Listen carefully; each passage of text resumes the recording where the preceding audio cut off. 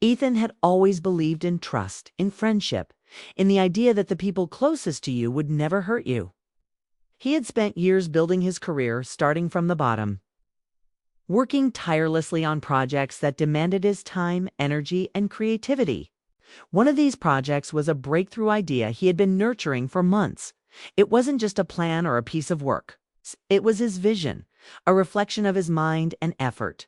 Every late night spent editing, every moment spent sketching ideas, or drafting plans had been poured into this project. It was his baby, his pride, his proof that he could achieve something meaningful in life. Ethan trusted Marcus more than anyone else. They had been friends since college, partners in brainstorming sessions, confidants in personal matters, and cheerleaders for each other's ambitions. Ethan had shared the project with Marcus early on, thinking it was harmless to discuss ideas with someone he believed was loyal. They spent hours together in coffee shops, talking about strategies, potential improvements, and the future possibilities. Marcus laughed with him, offered advice, and encouraged him at every step. Ethan never suspected that behind the smile and the encouragement, Marcus was plotting something entirely different. The first sign of betrayal came one ordinary evening. Ethan was sitting in his small apartment, reviewing his latest drafts for the project when his phone lit up with an email notification. It was from a colleague who had worked with Marcus on the same project. Ethan expected routine feedback or perhaps some clarification, but the message was different. It was a congratulations note, but one that cut deeper than anything he could imagine. Marcus had presented Ethan's work as his own. The project, all the plans, all the concepts had been delivered to the company executives under Marcus's name. Ethan's jaw went tight and his chest constricted. He read the message, again hoping it was a mistake, that someone had miswritten the name or the credit had been confused. But the truth was unmistakable. Marcus had stolen everything. Shock paralyzed him at first. Ethan couldn't believe that someone so close could betray him so thoroughly. He remembered the hours they had spent together, the plans they had shared, and the trust he had placed in Marcus. It was not just professional theft. It was personal. It was a violation of friendship, of loyalty, of the unspoken promises that had existed between them for years. The betrayal wasn't just about the work, it was about the relationship he thought they had, the bond he had cherished. That bond was gone. Anger surged next, hot and consuming. Ethan's hands shook, his vision narrowed, and his mind raced. He could feel the sting of humiliation, the sharp bite of injustice. Marcus had taken what Ethan had created, polished it with his own charm, and delivered it to the world as his own. Ethan could see Marcus' smug face in his imagination, the confident smirk, the eyes gleaming with the satisfaction of someone who had outsmarted a friend. Every laugh, every conversation they had shared now seemed tainted with deceit.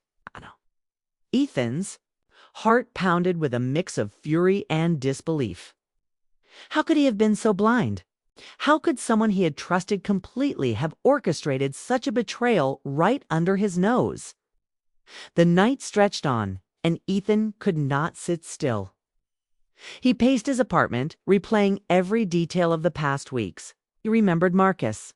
Advice, his encouragement, even the small jokes about working together on the future. Each memory now felt like a setup, a manipulation that had been carefully calculated. The anger twisted into a determination. Ethan realized that this was not just a personal loss, it was a challenge, a test of his own resilience. He could let Marcus's betrayal break him, or he could rise above it, plan carefully, and reclaim his power. In the silence of the apartment, Ethan began to think in concrete terms. What could he do? How could he respond without losing himself? He knew that immediate confrontation might feel satisfying, but it carried risks. Marcus could deny everything, twist the story, or make Ethan look irrational. A hasty action could ruin Ethan's reputation and career more than Marcus ever could. The idea of revenge crept into his mind, not reckless revenge, but precise, deliberate action. Ethan felt the first flickers of strategy forming. He would not act out of blind emotion. He would act with control, with planning, and with purpose. As the hours passed, Ethan cataloged the betrayal in his mind. He remembered every moment Marcus had smiled at his ideas. Every time he had asked for input, every conversation where Marcus had seemed supportive. Ethan could see now that Marcus's encouragement had been calculated. It's a way to extract value from his trust before delivering the ultimate betrayal. The realization hurt almost as much as the theft itself.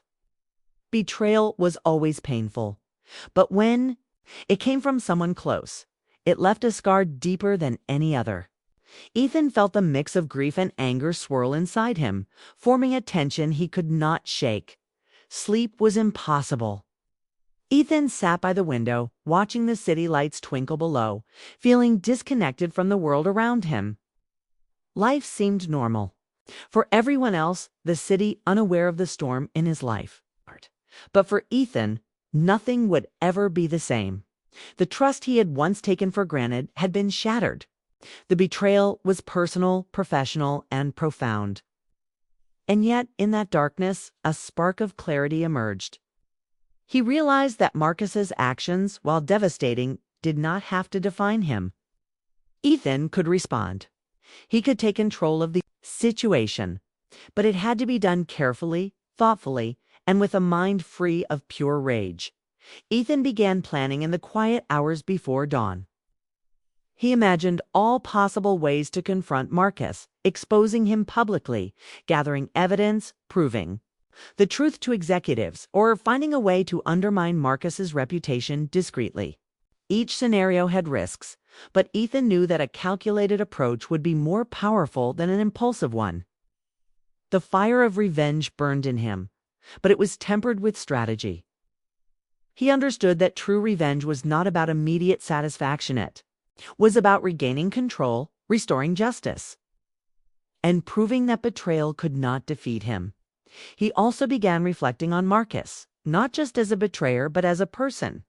Marcus had ambition, drive, and cunning. He had been willing to betray a friend to achieve his goals.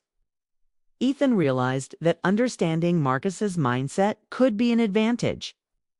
Knowing the motives behind the betrayal could help him anticipate actions, plan effectively, and avoid mistakes. Marcus was not invincible.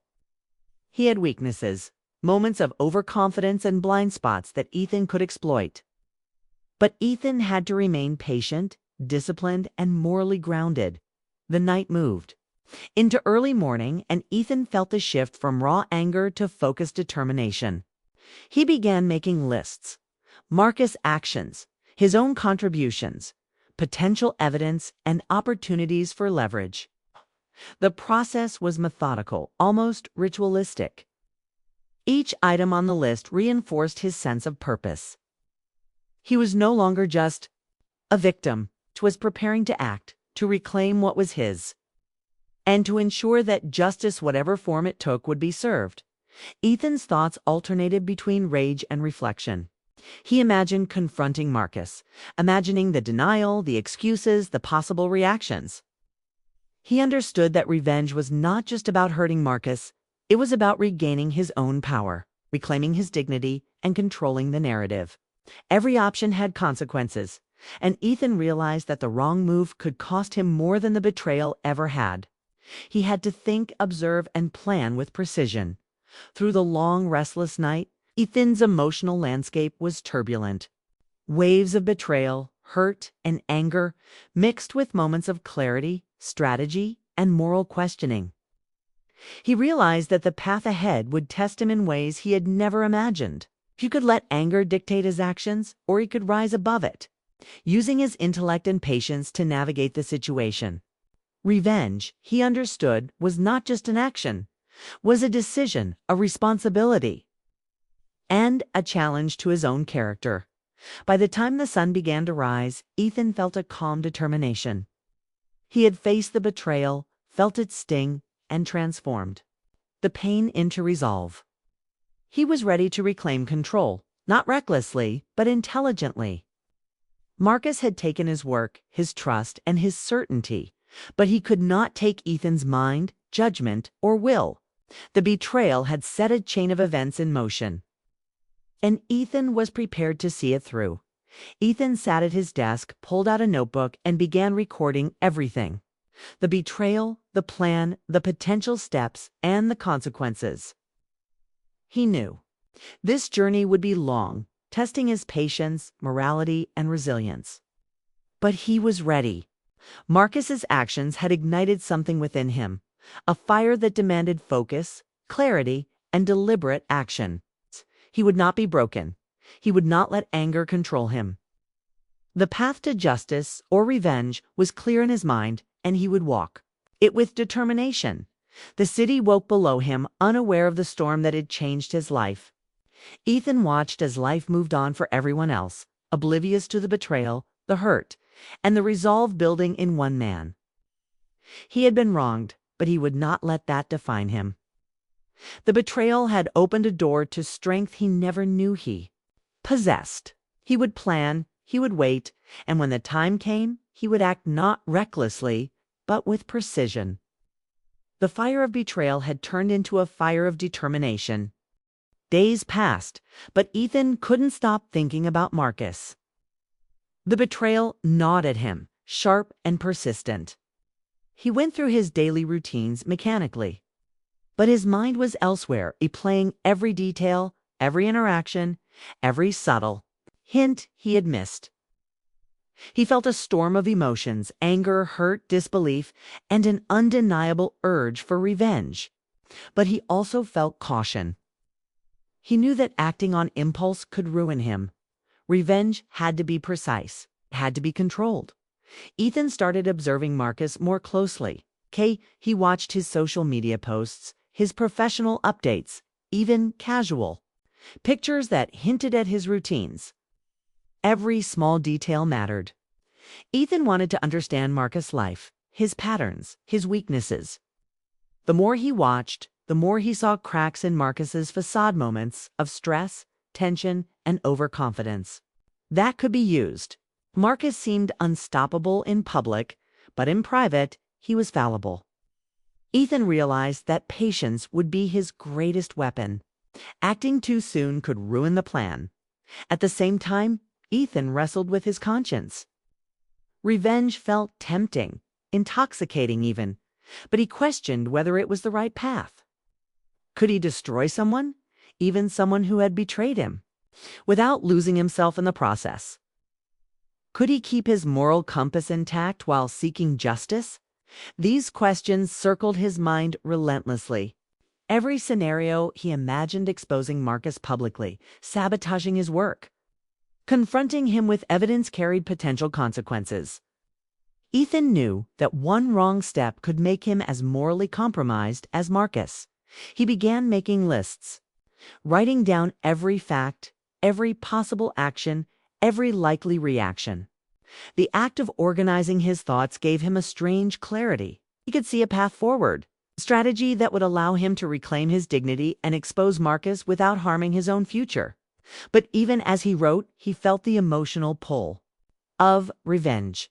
He imagined Marcus' smug smile, his confident attitude, and the satisfaction of seeing him face the truth.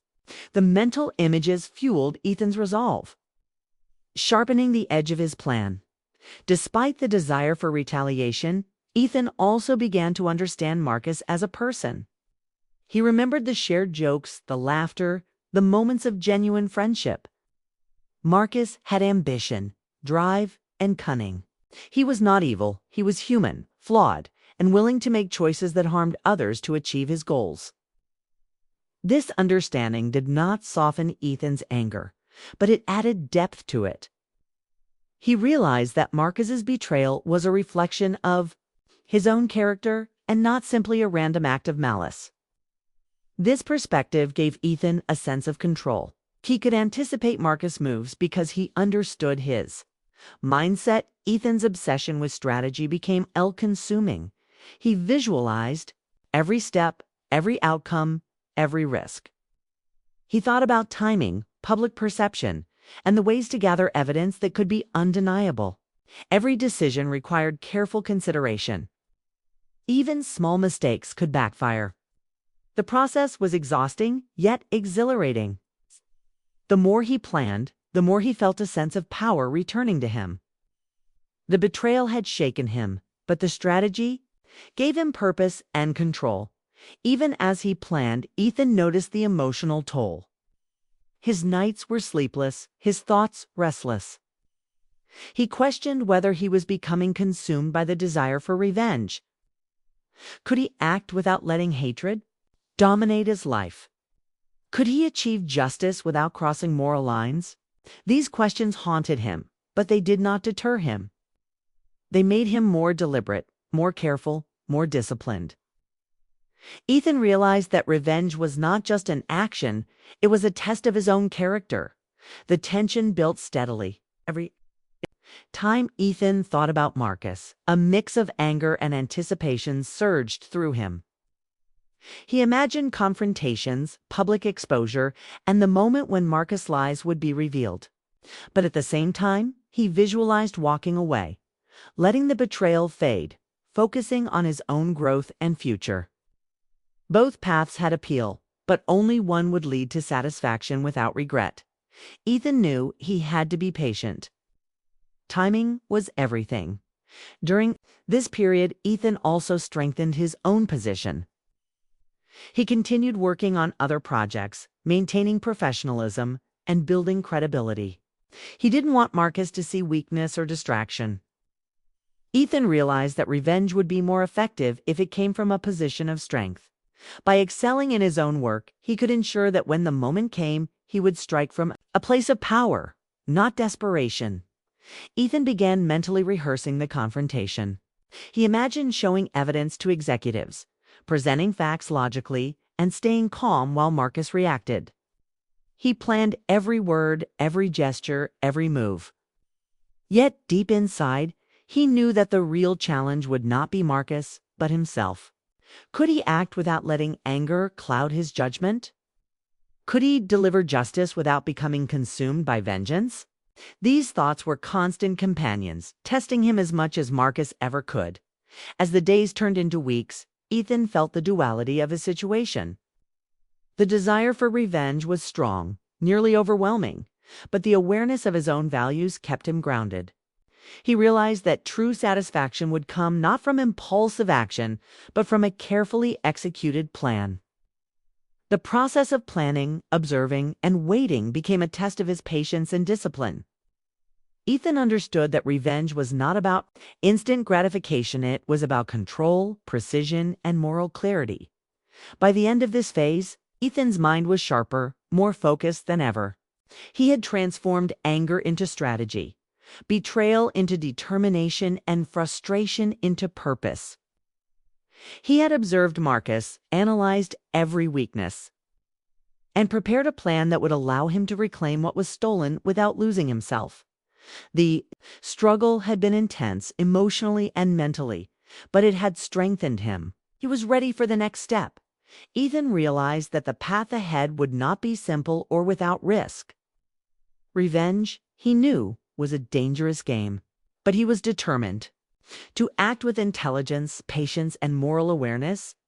The betrayal had awakened a new part of him, a strategic, disciplined side that could navigate complexity, anticipate moves, and maintain focus on the ultimate goal. He would not be consumed by anger. He would channel it into careful, deliberate action. The struggle had taught Ethan a vital lesson. The desire for revenge was natural, but it had to be tempered with thought, morality, and strategy. Without those, it could destroy him as much as the betrayal had hurt him. Ethan felt a sense of control returning, a clarity he hadn't experienced since the initial shock. He was no longer just a victim. He was a strategist, a thinker, a man, prepared to reclaim his life, his dignity, and the truth. And so part 2 ends with Ethan poised on the edge of action. He had faced the turmoil, wrestled with his conscience, and crafted a plan. The struggle had strengthened him, sharpening his mind and his resolve. The moment of confrontation was approaching, but he would not rush. Every detail mattered. Every Decision counted. Ethan had turned betrayal into preparation, anger into strategy, and the chaos of emotions into focused determination. The stage was set for what was to come.